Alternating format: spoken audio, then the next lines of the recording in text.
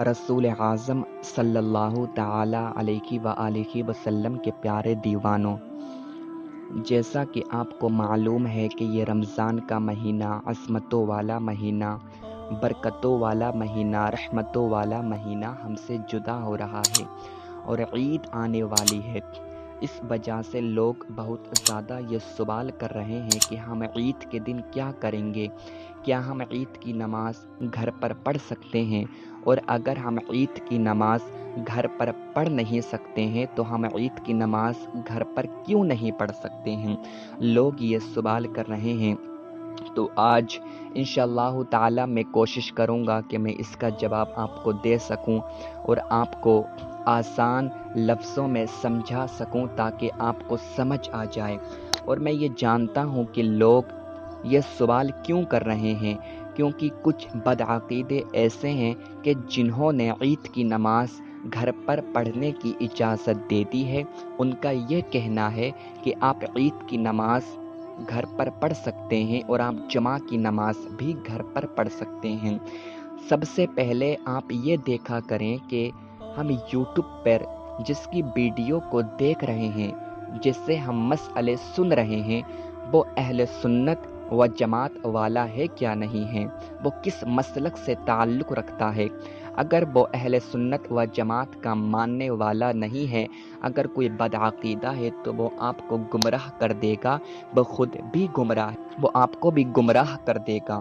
تو خدا کے واسطے ہر قرآن پڑھنے والے کو، ہر حدیث پڑھنے والے کو حق پر نہ سمجھا کریں۔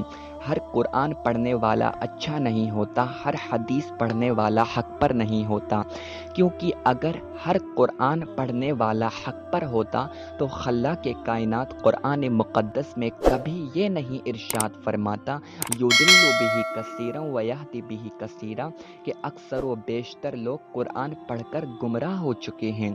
قرآن ہر کسی کے لیے ہدایت نہیں ہے، قرآن متقی لوگوں کے لیے ہدایت ہے، قرآن نیکو کار کے لیے ہدایت ہے، جو نیک لوگ ہیں ان کے لیے ہدایت ہے۔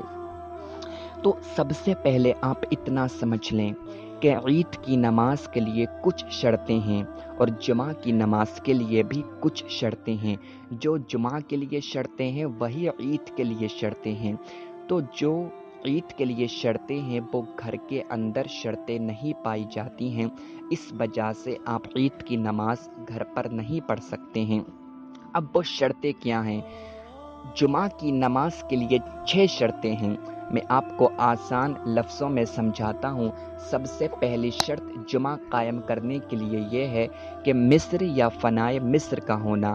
اب مصر یا فنائے مصر کیا ہے، اس کی بہت زیادہ لمبی تفصیل ہے، میں تفصیل میں نہیں جاؤں گا، بس آپ اتنا سمجھ لیں کہ مصر شہر کو کہتے ہیں، مصر شہر کو کہتے ہیں، جہاں شہر ہوگا وہیں پر جمعہ قائم ہو سکتا ہے۔ اور دوسری شرط یہ ہے کہ حاکم اسلام نے جمعہ قائم کرنے کی اجازت دی ہو۔ اب حاکم اسلام نہیں ہے تو جو آپ کے شہر کا قاضی ہے، جو آپ کے شہر کا سب سے بڑا مفتی ہے، اس نے اجازت دی ہو، کیا اس نے خود آ کر جمعہ قائم کیا ہو، یہ دوسری شرط ہے۔ تیسری شرط یہ ہے کہ ظہر کا وقت ہونا، اور چوتھی شرط یہ ہے خطبے کا ہونا، کیونکہ جمعہ کی نماز کے لیے خطبہ شرط ہے۔ اور پانچویں شرط یہ ہے کہ جمعہ قائم کرنے کے لیے کم سے کم 3 مرد ہوں، اگر 3 مرد سے کم ہوں گے تو جمعہ قائم نہیں ہو سکتا۔ اور چھٹی شرط یہ ہے کہ اذن عام کا ہونا۔ اذن عام کا مطلب یہ ہے کہ سب کو اجازت ہونی چاہیے۔ تو یہی شرطیں عید کی نماز کے لیے ہیں، خطبے کو چھوڑ کر۔ جمعہ کے لیے خطبہ شرط ہے، عید کے لیے خطبہ شرط نہیں ہے، عید کی نماز کے لیے خطبہ سنت ہے، بس اتنا سا فرق ہے۔ تو آپ اتنا سمجھ لیجئے کہ یہ شرطیں گھر کے اندر نہیں پائی جاتی ہیں، اس وجہ سے آپ عید کی نماز گھر پر نہیں پڑھ سکتے ہیں۔ تو آپ اداس نہ ہو، آپ ایک کام یہ کریں کہ آپ کو عید کے دن یہ کرنا ہے کہ آپ عید والے دن 4 رکعت نماز نفل ادا کریں۔ 4 رکعت نماز نفل ادا کریں اور اللہ تعالیٰ سے دعا کریں، میرا رب کریم ہے، میرا رب رحیم ہے، وہ آپ کو عید کی نماز کا ثواب ضرور عطا فرمائے گا۔ اس کی رحمت سے کبھی نا امید نہیں ہونا چاہیے، وہ ہم سے بہت زیادہ محبت کرتا ہے۔ تو آپ عید کے دن 4 رکعت نماز نفل ادا کریں اور اللہ تعالیٰ سے دعا کریں، اللہ تعالیٰ آپ کو عید کی نماز کا ثواب عطا فرمائے گا۔ تو میرے آقا کے دیوانوں، اگر آپ کو سمجھ آ گیا ہوگا تو بہت اچھی بات ہے، اگر آپ نہیں سمجھے ہوں گے تو انشاءاللہ تعالیٰ میں ایک اور آڈیو میں کوشش کروں گا کہ میں تفصیل سے آپ کو سمجھا سکوں۔ بس آپ اتنا سمجھ لیں کہ کسی بدعقیدے کی ویڈیو کو نہ دیکھیں۔